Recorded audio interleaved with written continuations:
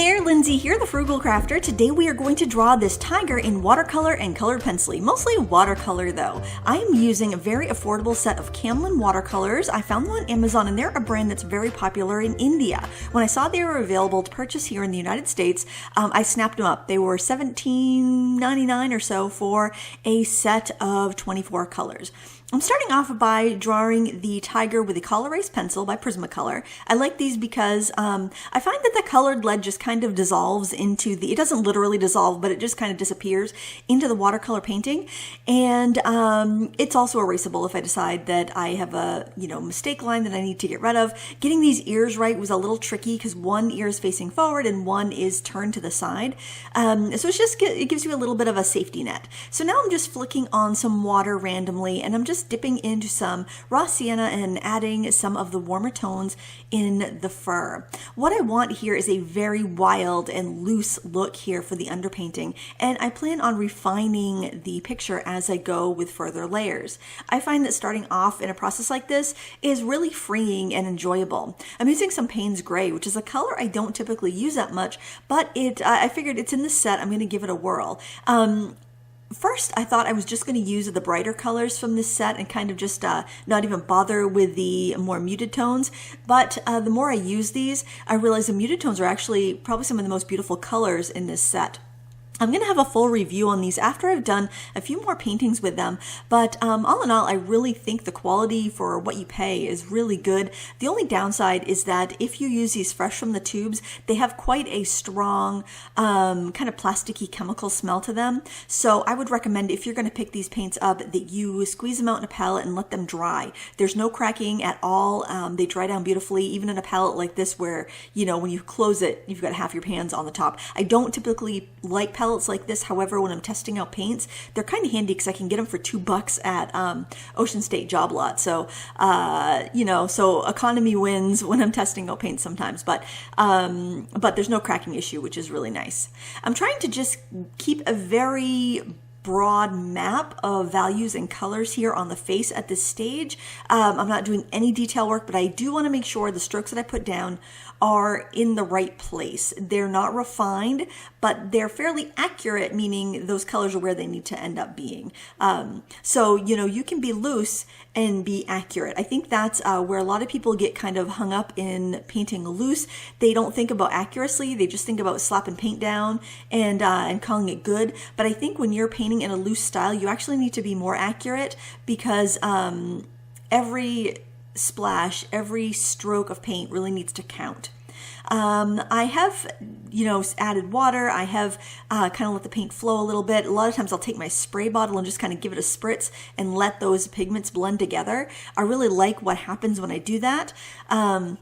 So if you find that your picture's getting a little too fussy, give that a try. Now I can see that there's some issues with the eyes, but I'll be able to kind of whittle them back a little bit when I go in with a dry layer on top. So I recommend that when you're working with the style also that you take some breaks, because you can become immune to mistakes that are in your picture and your brain kind of compensates for those mistakes and you don't see them anymore. So when you take a break or when you take a picture of your artwork and look at the picture later on, they will jump out at you. And it's better for them to jump out at you before you're done the painting than to be looking at your Instagram account in a couple days and realize that, oh, those eyes are completely all lopsided or something like that. So here I have sprayed and I've tipped my painting and let the paint flow a little bit, and then I let it dry. So now I'm coming in with on dry paper with a number 5 round. The brushes I'm using are the Creative Mark Mimics.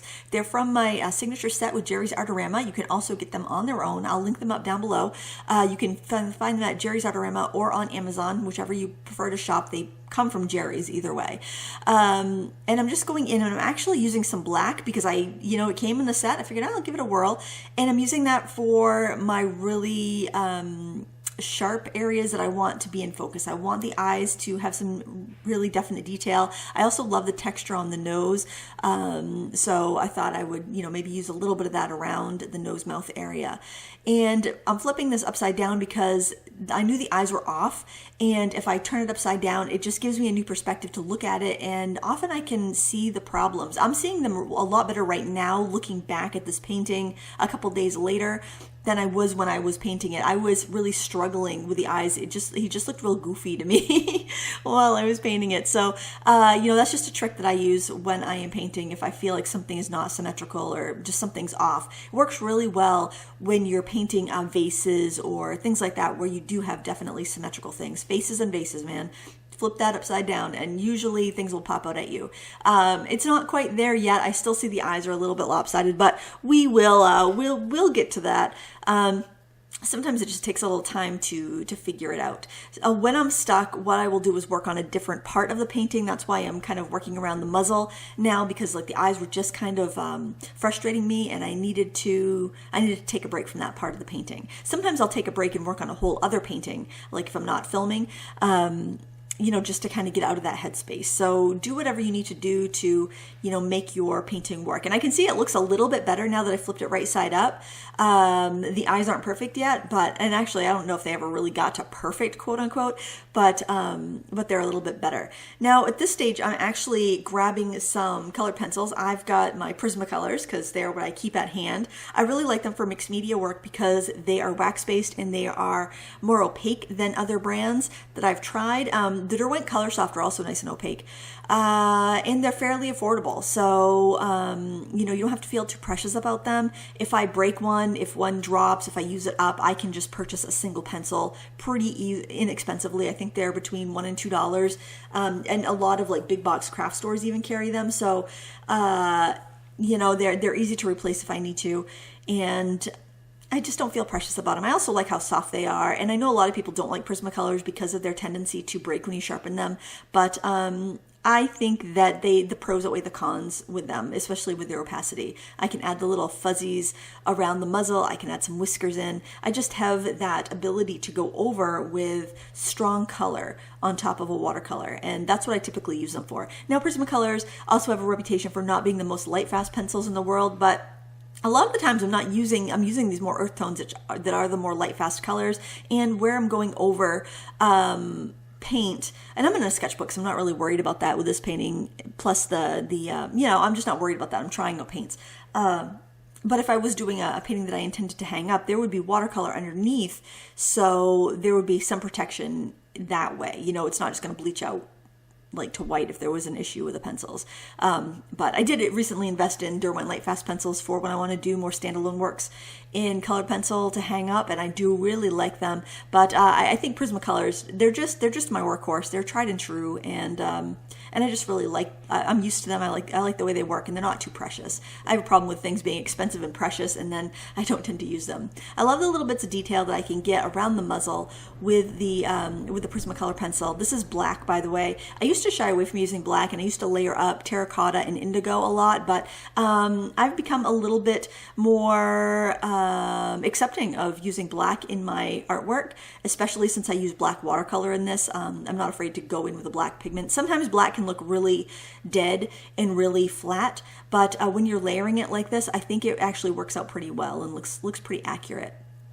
And you can see how we can start to build up more form as we go in with a pencil. I'm not doing anything, fancy. I'm just kind of throwing in those marks where I need them. I'm not, using any fancy color pencil techniques. I'm just basically just sketching. It's basically sketching over painting is what I'm doing here. I'm not burnishing. I'm not doing anything really, really crazy. Just putting in some detailed lines where I need them. And it's kind of fun to see this come together. This took me just a little over an hour actually to paint, not counting drying time, of course, but hands-on, just a little bit over an hour. And it was a lot of fun. I really liked starting with that really loose sketch and loose, paint application. And I would encourage you to give it a try, just to see what it's like. It's a lot of fun. Now I'm using a white gel pen to add some little whiskers and some little dabs of highlight here and there. This is one of the Arteza gel pens, and I liked them when I first opened them, but I'm finding them to skip quite a bit, and maybe it's due to the colored pencil on there, but it's acting a little more finicky than, say, my Posca pen or my Uniball Signo. So I'll have to use those a little bit more and then report back to you on them. But right now, I'm going to say stick with the Uniball Signos for now. They just, or Posca pen, white Posca pen, they just seem to be a little bit more reliable than the Arteza gel pens. Generally, and for most things, I like the Arteza products. I'm not crazy about their watercolors. but for most of their stuff, I think they're quite nice. That's an Arteza watercolor sketchbook, by the way. It's the 8.5 by 8.5 one. I really like them. And then again, the one thing I want to warn you about with them, I don't know about lifting. I don't think the lifting is that great on there. I don't tend to do a ton of lifting, but the paper, the tape will want to rip your paper, so you really want to hit it with a heat tool or a hairdryer before you attempt to remove tape off that paper, because it does want to tear, and you will have even a little bit of texture even after heating it with a heat tool and removing your washi tape or your masking tape, because it will tear. Now, something I like to do towards the end is I do like to burnish the eyes, so I will add a little bit of like browns and golds and greens, the different colors that I see, and apply them a little heavier. I don't want my highlights to be super bright because the eyes are set back a little bit, so I did kind of burnish over with some of the colors in the eye, and I think that really helped give it a luster and a kind of like a focal point to the painting. I don't think I have the eyes perfect. They do seem a little asymmetrical, and you know, it was looking goofy to me for the longest time. But then after I gave my eyes a chance to take a break from it, and I looked back a couple days later, I was like, you know, that's all right. I don't mind that at all now. And I think it's pretty cute, actually. I did go back in with a little bit of watercolor. And the neat thing about doing watercolor over colored pencil is that it's not going to stick to the pencil. It's going to kind of go in between the nooks and crannies of the things that you drew with a colored pencil. So it's a good way to kind of get shading in between the hairs that you drew with a colored pencil. You can get in between the hairs and the ear and stuff like that and add a little bit more shading because it doesn't stick on top of the colored pencil. And it just can kind of be a nice way to easily give it a little bit of something extra. But don't go too crazy, because once you've gotten to the colored pencil stage, you don't want to overwork it. You want to kind of let it be. And I'm really happy with the way this came out. I hope you enjoyed this time lapse, and I hope it encourages you to get splashy with those paints and have fun with your art in your sketchbook. I'll have the products that I used linked down below, and I hope it's helpful. Let me know what you think in the comments below. Thank you so much for spending some of your day with me today. I do appreciate it. And until next time, happy crafting!